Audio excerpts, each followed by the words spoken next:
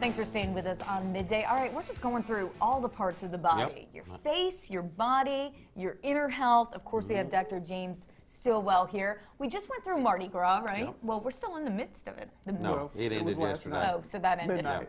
What do I know? Life's a party. Well, in Mardi Gras, you often wear masks for fun. You cover yourself up. That reminds us that so many of us wear psychological masks trying to prevent personal embarrassment and anxiety. We have licensed pastoral counselor, Dr. Stillwell, here to talk about how to be authentic and to put away those masks and be our real selves. Yeah. This is in-depth stuff. Yeah, Right. it's a touchy thing. Because that's the way you want to live. You want to live as authentically and real as you can. Yeah. We were talking before about we all have certain personas that just help us get through this world. But if that's too much of a tight thing and we're not able to get real, at some point we're going to crash and burn.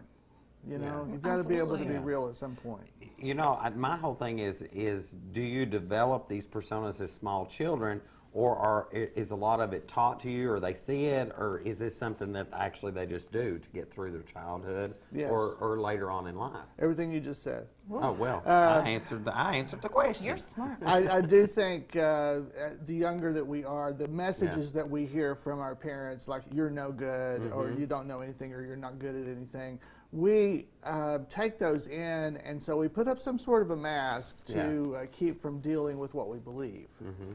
Dr. Stillwell, it seems, I'm living authentic. We all say that we want to live authentic, but it's hard. It's harder than it seems. So I think every one of us puts up some kind of mask. What are the different ones that we're trying on and for size, I guess? That little list is very interesting. The one I was just talking about is the person that's always putting themselves down and beating themselves up, and I'm no good at anything. Because if they play that martyr role, I mean that role of not being good at anything, then they don't have to be their best self. And, and it takes courage to be your best self. And then I said martyr, so sometimes I'm just bragging about what I do for others, and that persona has taken the place of being real and being able to deal with things. We talked about the gift of gab. You know, some people are the social butterfly, and they're able to make small talk no matter what. And sometimes people are hiding behind that small talk because they can skirt around any difficult issue and never have to go there. Yeah. I can see that. I'm a social butterfly, but I don't wear a mask to do it. So that's a good thing. Well, good. Yeah. You're very real. But I guess my question is once you put on these masks, how do they get how do they take them off, or how do they get away from using them? It is so hard to get to that point when it's your way. You think you're going to die. I mean, psychologically, if you're not this persona, and so it's a lot of work. And sometimes in the safety of a therapy room, if you really trust your counselor, sometimes that'll do it. Or a small group, support group, where you know everybody in the room is taking their mask off. We're all the same here. Or sometimes a really good friend, a really authentic friend can help you to do that.